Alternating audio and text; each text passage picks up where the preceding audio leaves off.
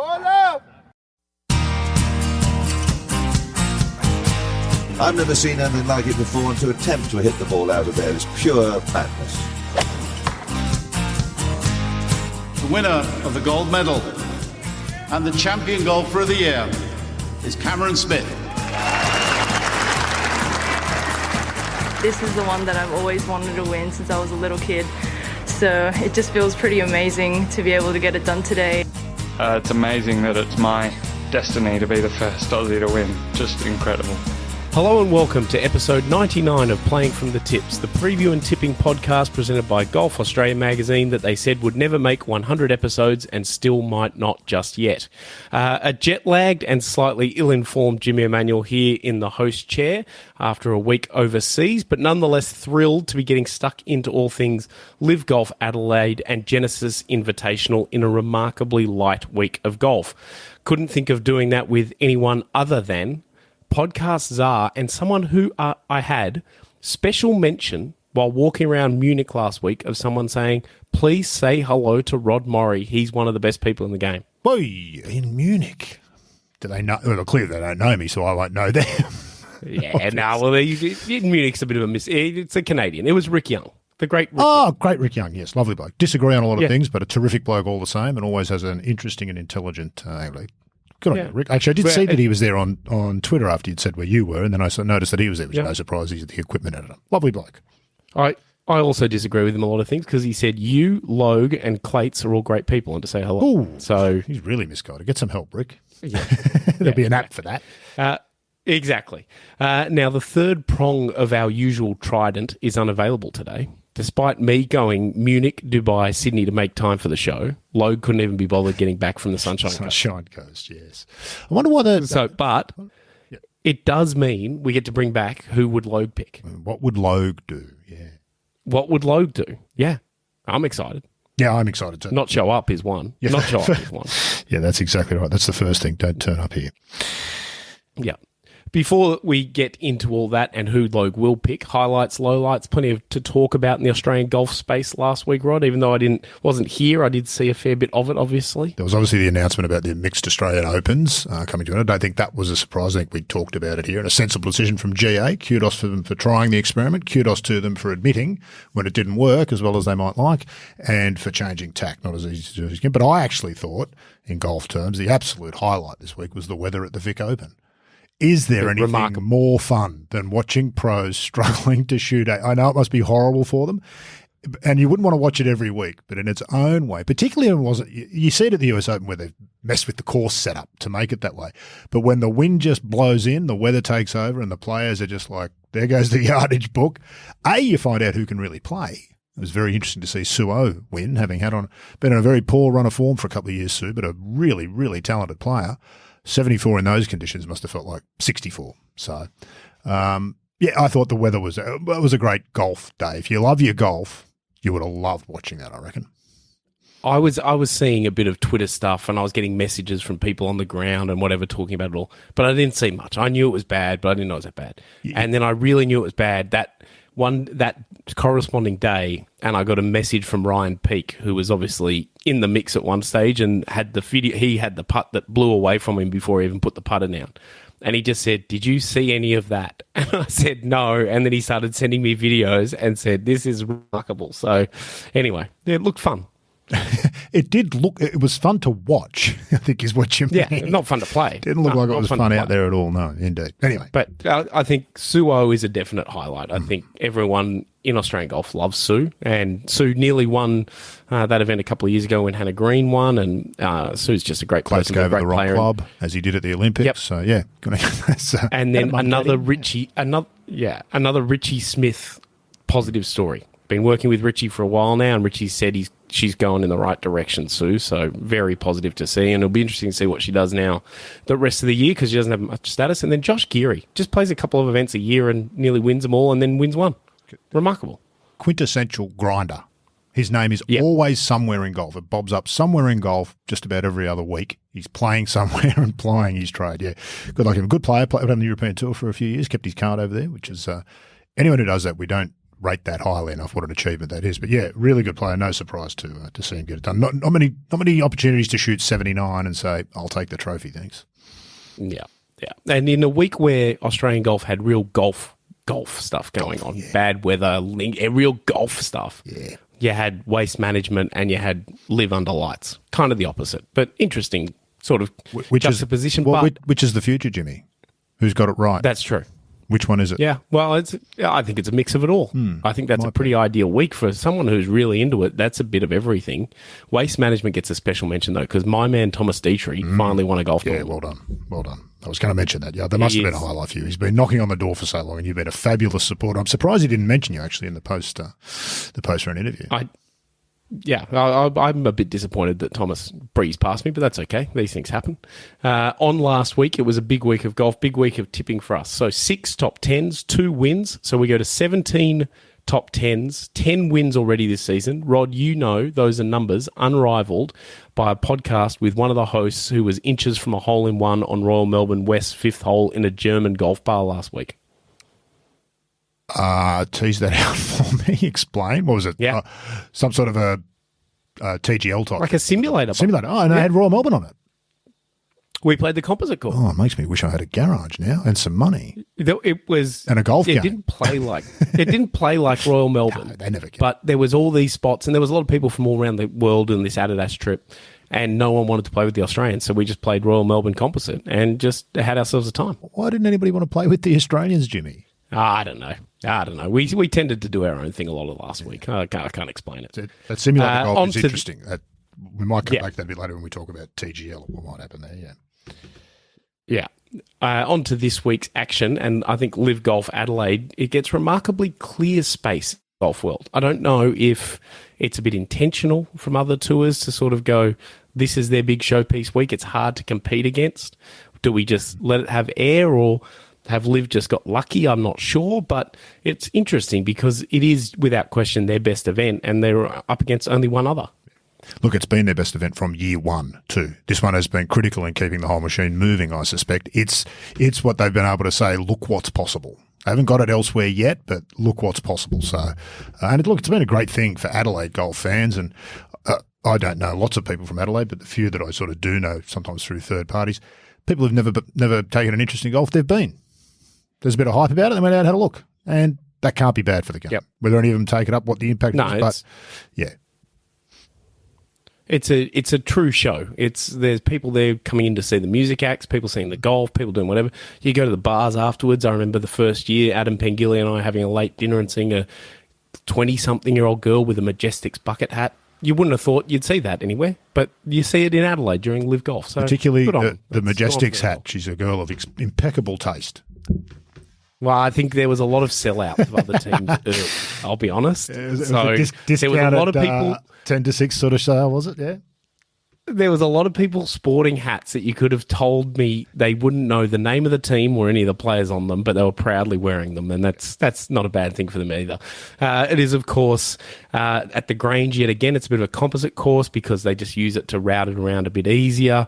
But it's Adelaide Sandbelt golf. It's very, very good, and it's going to be very firm and fast. I saw some videos from there late last week of some influencer types out there playing, a little preview sort of stuff, and it was bouncing and rolling and going very hard and fast. And then the weather in Adelaide, you get the really hot summer weather. They're getting that Tuesday, Wednesday, I think, or Wednesday, Thursday. So it'll be nice and firm and hard, which is what Cam Smith asked for at the Australian Open. So it's probably a little bit of a response to that as well, but it's going to be proper Australian golf.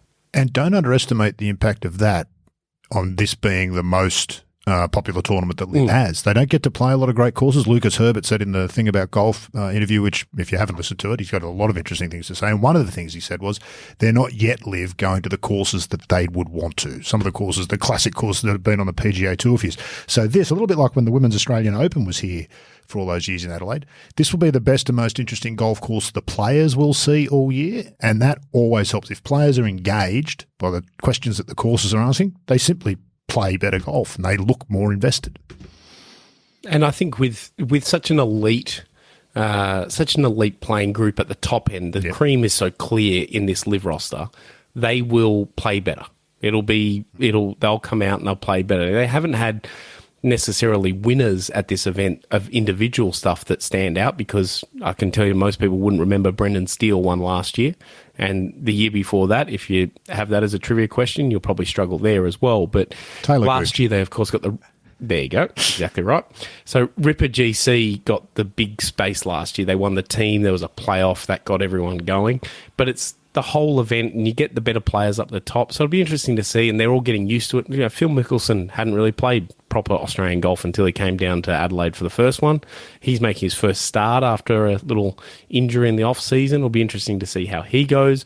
Brooks Koepka's one to watch on this sort of golf course. He's that sort of player. All the Australians, you mentioned Lucas Herbert, he started the year well last week. I think he's very up and about. Mark Leishman as well. Leish is really playing good golf. Cam Smith as well. Little disappointing from Joaquin Neiman last week, but he'll bounce back, I'm sure, and he loves Australian golf. And Bryson is the LIV poster boy at the moment, and he's going to remain that way, and he's playing good again. Let's be honest, Jimmy, he's golf's poster boy at the moment. That's the truth of it. He is, yeah. Not just LIV. Yeah, absolutely he is. Yeah. And here he's going to get a huge response. He's probably in Australia got about as most popularity as he does outside of America. Yep, I think I would agree with that. He's a golfer's golfer, isn't he? He's polarised. There's lots of people don't like him, but he's a golfer's golfer. All that stuff about putting the golf balls in Epsom. Who doesn't want to hear all that? That's just fantastic stuff. And he's an engaging one. He comes down. I remember interviewing him at this event a couple of years ago on 10 minutes, and he just didn't stop talking. And it was all about how he was going to go work on things and do this. And then 30 minutes later, he was doing shoeies on the range with a group of people behind him. So he's engaging every sort of golfer. So good luck to him this week. So let's get a tip. Rod, you can go first with this one. Well, I will go with Lucas Herbert, because I agree. I think he played quite well last week in really awkward circumstances for them. That must have been very unusual for those pros. Playing at night was really, really sort of different. But I really liked what I heard Lucas talking about in that podcast that I talked about last week. He's really matured a lot. He has. Lucas. Yeah, he has. When he was younger, he was very, very cocky, and I never thought he was as good as he's turned out to be. And, not the first time I've eaten that piece of humble pie, but I really like the way he was talking, and I expect he's one who will be looking to be the leader of Ripper Golf Club in some ways this year. You feel that the team thing really suits him. You said it last week, and I think you're right. That team environment really suits him. He's got something else to play for. I think this could be the start of it, because, yes, he'd be perfect at Adelaide Sandbelt with his background from Melbourne. Absolutely. Agree completely with that. But I'm going to tip Cam Smith, because I think with all the Aussie Open hubbub in the background, Cam's going to want to make a bit of a point, and he'll be asked about it constantly this week, and there'll be non-stop stuff, and Cam does respond well to that sort of stuff. I think he typically gets his back up a little bit. Best way to fix that he'll make himself known. Best way to fix that is just go and win. Everyone stops talking about it. But you're right. I don't think it was his funnest trip home last year with the Open and all of that happened there. So yes, this would be a nice way to draw a line under it, as they say. Exactly. And then the big question is, who would Logue pick? I honestly don't. I don't know. I've tried to climb into Logue's head. It's awful. It looks like a vacuum. Whether it is, I don't know. Yep. I don't know what goes on in there. Let's say, because he's not here, he'd pick my Majestics for the team, obviously. So Ian Poulter. Obviously, yep. Yeah, Ian Poulter, who won a Victoria Golf Poulter. Club 10, 12 years ago. Yeah, let's go with Ian Poulter. That'd be enough for nice. Logue. You go, he won a Victoria. Yeah, beat Jeff Ogilvy straight up on Sunday. Kid can play. Yep, perfect. Love it. Unreal. Moving on, and it is going to be the first time Tiger Woods is going to play golf outside with people watching this week. Well, so pull you up there, Jimmy. Clearly you've been on an aeroplane about an hour ago. Yes. We found out Tiger's not playing. Well, there you go. He's WD'd in the last hour or so. He took himself out of the field. He just said he's not ready, and particularly he lost his mother last week and said he's still processing that. He's really not ready to play. He's had a big week. He's played golf with Trump. I mean, there's been a bit going on, and I think he's probably just decided there's no point going out there just to walk around, particularly when walking's painful. So, sorry, he's out. Fair enough. Finish your intro. There you go. And he won't be playing, but I'm sure he'll be there to give the trophy at the Genesis Invitational, which has moved to Torrey Pines due to the LA fires. Rod, what else do we need to know? Well, it's an interesting one, Jerry. Rarely do we get to see a course host two PGA Tour events within 3 weeks of each other, an unusual set of circumstances, and that's going to change the whole nature of this. This, of course, is this Genesis Invitational is, of course, the LA Open, as we know, or for those of a certain generation, the Nissan Open. But the LA Open is the basis of this event. It's good on Torrey Pines for hosting it. The preparation that goes into preparing a course for a tour event 1 week is enormous. To try and keep it in some sort of condition for 2-3 more weeks after that so they can host again, full kudos to the greenkeeping staff. We haven't seen it yet, but I expect it'll be immaculate, and that'll be as I said. So this, you can't take Genesis or LA Open form of the past because we're playing at a different course. So what do? We look at the Farmers Insurance Open, which is played at Torrey as it was a couple of weeks ago, won by Harris English. The course is the course. We all I think we all are familiar with the course. It's been played there for so long, this tournament. Everybody's seen it. We had the lovely cliff views and that sort of thing. The architecture of the course is always controversial, and it's not the most interesting in that terms, but it then tends to put on a good spectacle, test the players. This, of course, is where the great slow play debate of 25 sparked off a couple of weeks ago, so I would expect to see it less those problems. Being a signature event, smaller field, we should see some less of those problems, and I think the players will be a bit aware too. I think they might have been caught out by just how vicious some of the backlash was about slow play a few weeks ago. So when we look at sort of who plays well, Tiger, interestingly enough, won here 8 times. 7 times he won the Farmers Insurance and wants the US Open on this course. So he will be quite disappointed to be missing out this year of all years, because I'd imagine so. That's not true of Riviera, where he would normally tee up in his event and has had a terrible record for a player of his ability, never sniffed even coming close to winning, which I find interesting. It's an anomaly in many ways. And particularly at the venue he made his PGA Tour debut as well, as a teenager. Yes, he did. Genesis. That's that iconic shot of a 16-year-old And Tiger. so that's, I think, the one he probably still harbours away a little. I really want to win that before I'm done. And this was probably his best chance, and it's got him, his version of Greg Norman's Tasmanian Open. Now, there's just a exactly right in the resume. Anyway. Exactly. So you're right. He won't be there, but his influence, as always, will be. It's even just the case that was news, that he decided to play, is still news. I wonder how much longer that can go on for, Jimmy. And B, that he's withdrawn is news. Lots of other players withdraw weekend. You don't hear much about it, except from the player who perhaps gets in. So we still hang on very tightly to the coattails of Tiger Woods in this game, and you wonder what the future might hold. As he's been winding down now for years. I can't see him realistically winning again, can you? I don't see him being able to play enough golf to get sharp enough. That's the problem. It's not the golf, it's the walking. No. Yeah, it's the walking, and it's tournament golf and all of that sort of stuff, and how long it takes him to get ready every day, the toll it takes on his body, and that it can just be wakes up one day and doesn't feel that good. He could wake up on a Sunday with a lead and be in terrible state, and he struggle to walk 18 holes, so he's not going to win the golf tournament. At some point, and he's going to be like a human. He's going to look down the range, and he's going to see Ludwig Aberg, and he's going to say, do you know what? It's probably time. I can't beat that, I don't think. I don't think that he's ever thought that, but he's got to be approaching the time at some point soon. So, Tiger and golf, they are synonymous. So as I said, no real surprises from the course. We see it every year. We saw it just a couple of weeks ago. The setup should be pretty similar. I'm not sure how much they can do in just a few weeks. I doubt it'll play much differently to what it did. As I said, they'll be doing well just to keep it in or get it back to tournament condition so soon after. Courses really suffer for a couple of weeks after a tournament's been hosted. The foot traffic of the galleries, the foot traffic on the greens, keeping the greens firm and fast. Generally, it stresses the grasses. They need some time to recover. So it will be really interesting to see how that goes. Obviously, with Tiger out, we're talking about lots of other players now. So those who have good credentials here, Jason Day, I tipped him a couple of weeks ago at the Farmers Insurance. He finished kind of midfield, which is nowhere near as bad a result as we tend to think of. At that level, you don't have to be off by much to finish midfield, and you've got to be going pretty well to make the cut. So I like his chances perhaps.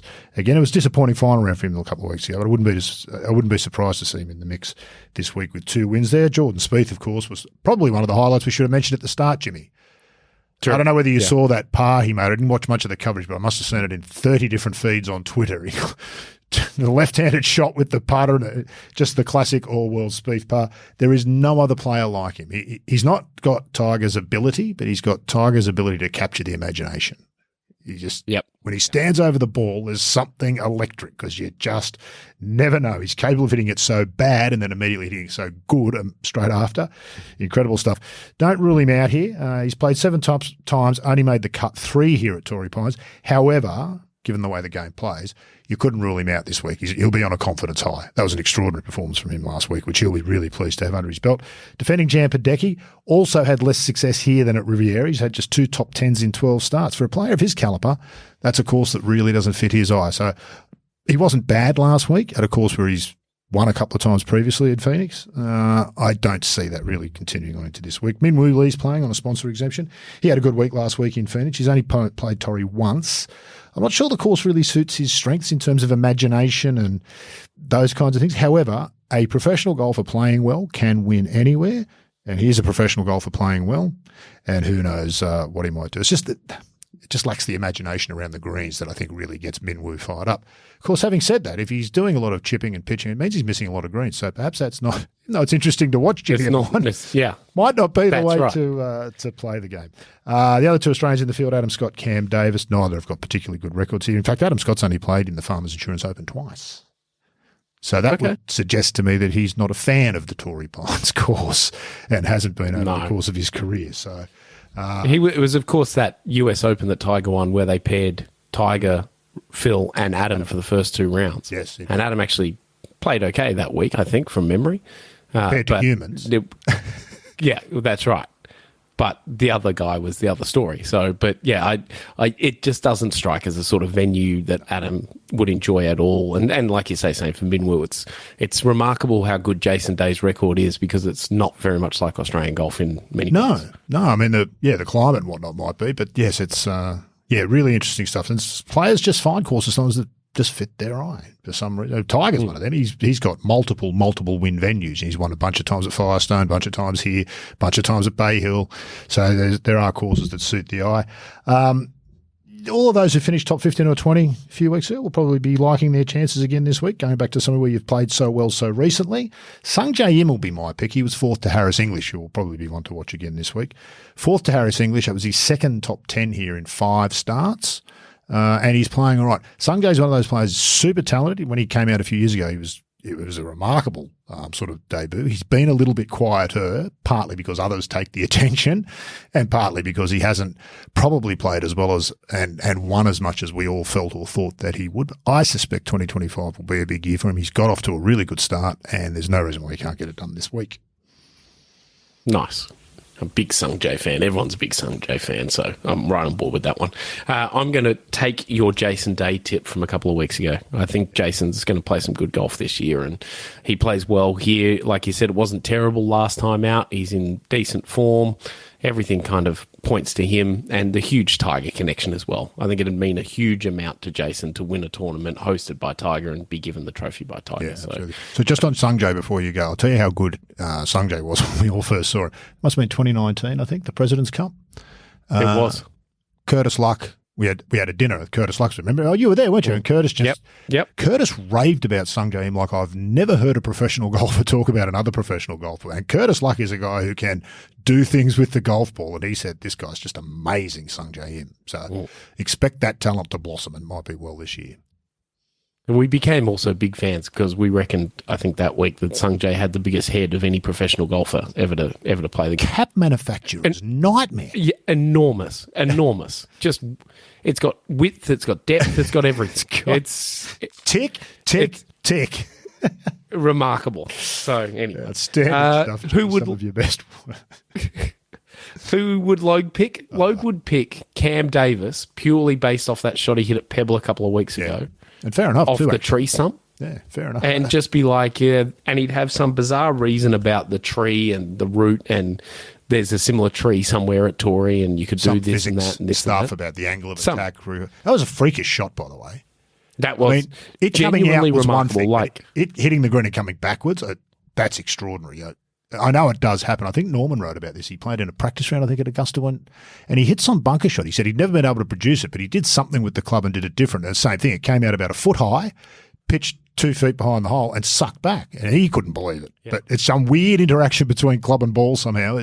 That looked like it was thin for all money. But, incredible.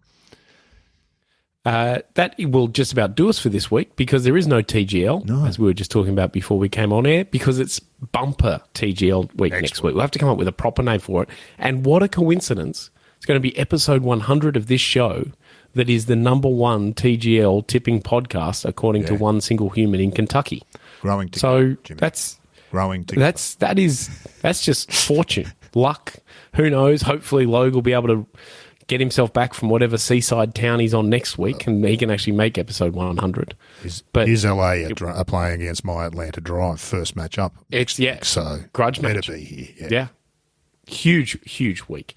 We will be back to do all that next week. But in the meantime, keep up to date on all the action happening around the globe this week on the Golf Australia magazine website, golfaustralia.com.au, where you can also listen to our sibling podcast, The Thing About Golf, which Rod has mentioned multiple times, with the latest episode of Lucas Herbert, who I agree is very worth listening to on anything about golf these days. Lucas, Which is different to I've always saying had a you lot agree of with time for everything he Lucas. says, but Correct. it's interesting Absolutely. to listen to. A bit like Rick Young.